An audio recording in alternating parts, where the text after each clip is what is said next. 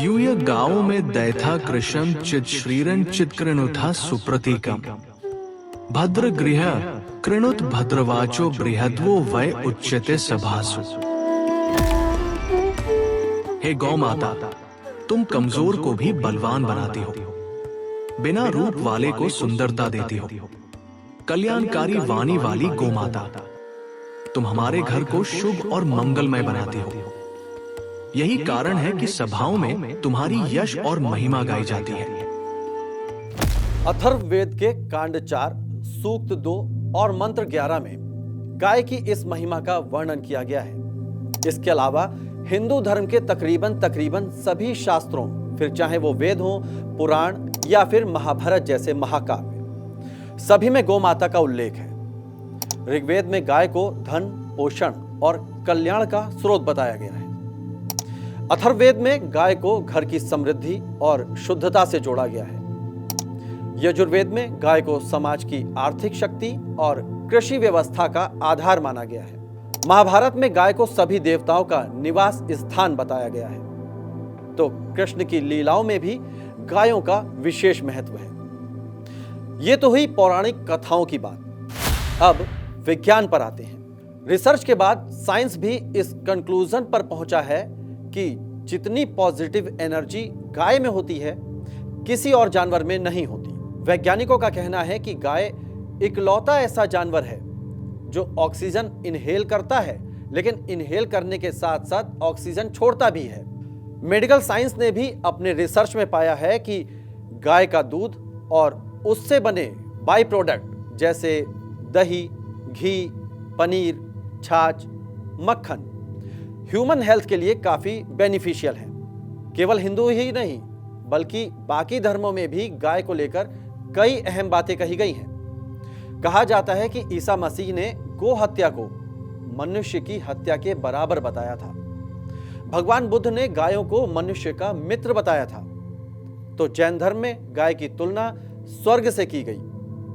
Modern history की बात करें तो स्वामी दयानंद सरस्वती ने कहा था, गाय अपने जीवन काल में 4,10,440 लोगों के लिए एक समय का खाना जुटाती है और उसके मांस से केवल 80 लोग ही अपना पेट भरते हैं। बाल गंगाधर तिलक ने कहा था कि तुम मुझे मार सकते हो, लेकिन गाय को मत मारो। पंडित मदन मोहन मालवीय ने गायों की हत्या पर पूर्ण प्रतिबंध का समर्थन किया था। नमस्कार, मैं हूं कौशल सेठ और आप देख रहे हैं न्यूज लीडर। इन सब बातों का जिक्र सितंबर 2021 में इलाहाबाद हाई कोर्ट की टिप्पणी में भी हुआ। दरअसल गो हत्या के मामले में एक सुनवाई चल रही थी। आरोपी की जमानत खारिज करते हुए न्यायमूर्ति शेखर कुमार यादव ने कहा कि हिंदू सदियों से गायों की पूजा करते आए हैं। गैर हिंदू भी इस बात को समझते हैं और यही कारण है कि मुगल काल में गैर हिंदू नेताओं ने हिंदू भावनाओं का सम्मान करते हुए गौ हत्या का कड़ा विरोध किया था।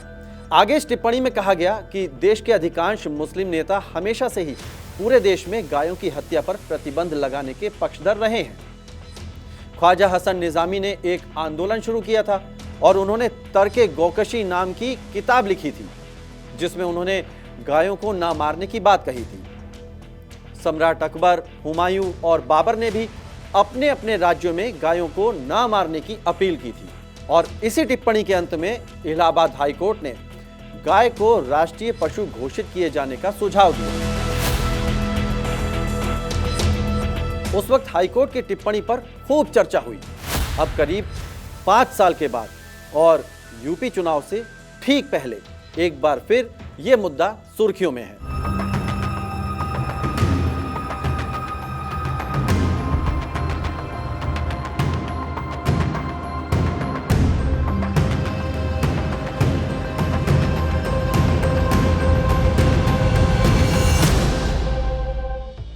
जमीयत उलेमाए हिंद के अध्यक्ष मौलाना अरशद मदनी, जो अक्सर केंद्र और यूपी सरकार के फैसलों के खिलाफ अपने बयान देते हैं, लेकिन अब अरशद मदनी गाय को राष्ट्रीय पशु घोषित करने की मांग कर रहे हैं। गाय के नाम के ऊपर बाबा कत्ल कर रहे हो लोगों को, किस लिए कत्ल कर रहे हो? तुम कहते हो कि गाय को मत ज़बा करो, मैं कहता हूं एक कदम आगे बढ़कर मत ज़बा करो। मैं मुतालबा करता हूं, तुमने जिस तरह मोर को नेशनल बर्ड बना रखा है, मैं मुतालबा करता हूं गाय से मजहब हिंदू का जुड़ा हुआ है, तुम उसको नेशनल जानवर बनाओ।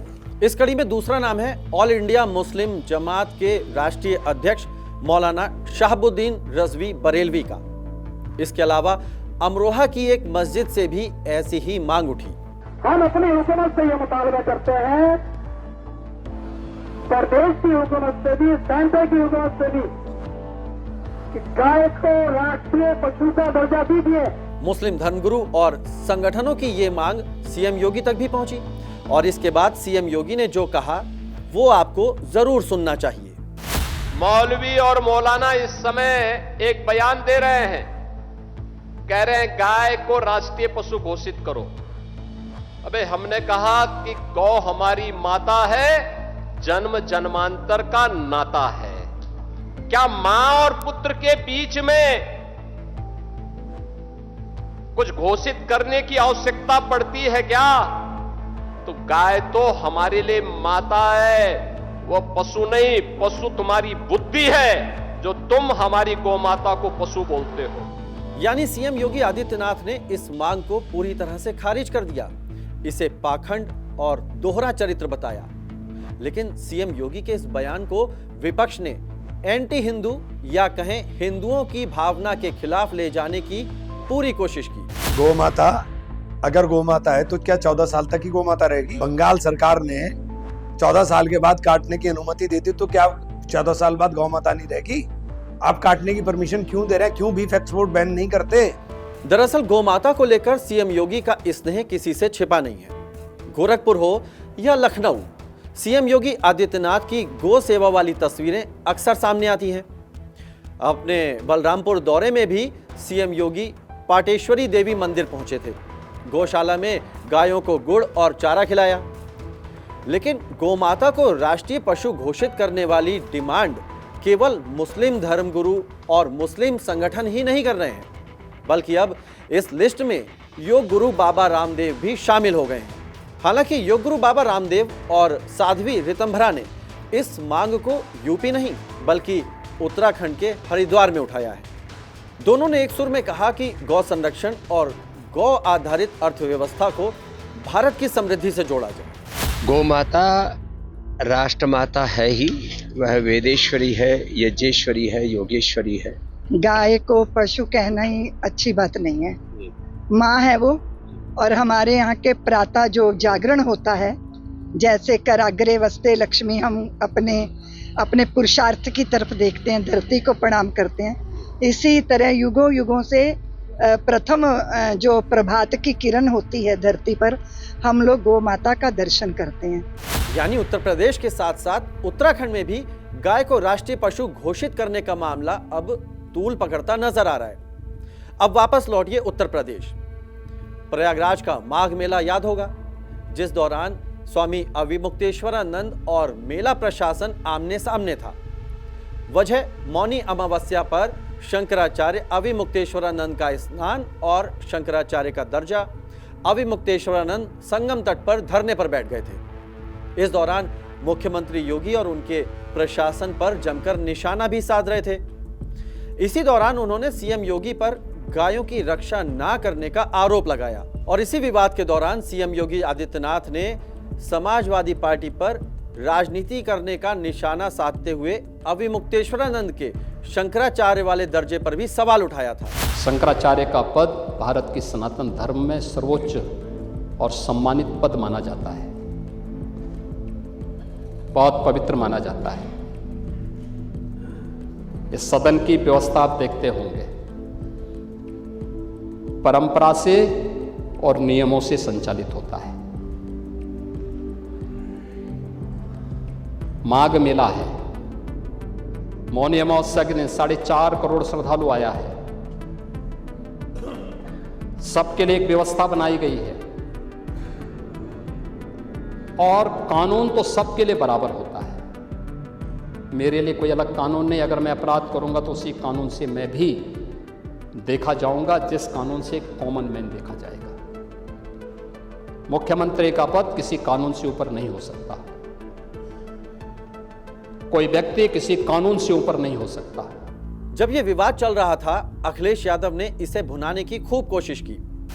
कोशिश थी हिंदू वोट में बंटवारे की, लेकिन सीएम योगी के स्टैंड की वजह से उस वक्त अखिलेश यादव का यह दांव फेल होता नजर आया।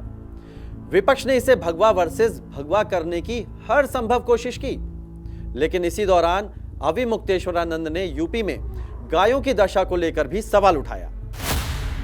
अवि मुक्तेश्वरानंद ने एक बार फिर इस मुद्दे को उठाया है और इस बार ये मांग उठाई गई है अखिलेश यादव के गढ़ सैफई में।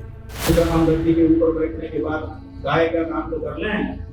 9 साल से गद्दी पर बैठे हैं, क्या एक बार भी इनका जलील नहीं जागा होगा? क्या हम गौ माता का काम से कम करते हैं?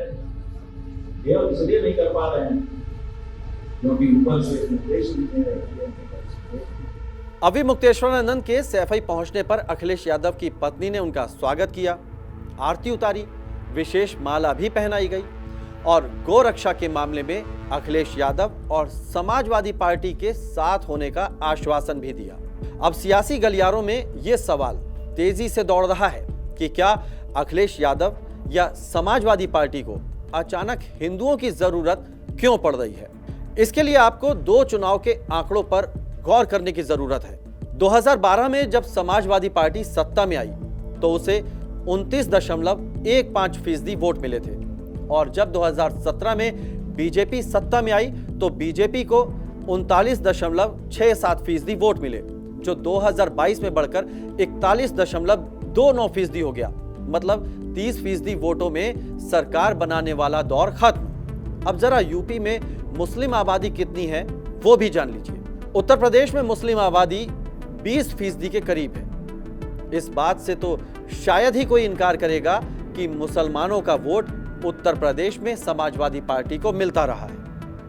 मतलब 10% वोट जोड़कर 2012 में समाजवादी पार्टी ने सत्ता पा ली, लेकिन न्यू बीजेपी का यूपी का पूरा समीकरण ही बदल दिया।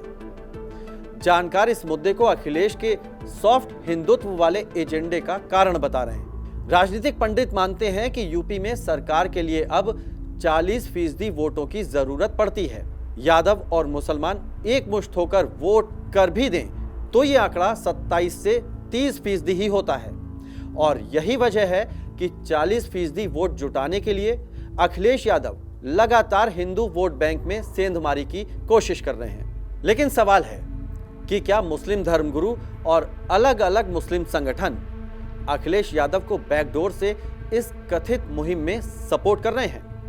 बहरहाल राम मंदिर की ही तरह गाय भी हमेशा से यूपी में चुनावी मुद्दा रहा है, जिसे अब नए लेवल पर ले जाने की तैयारी नजर आ रही है।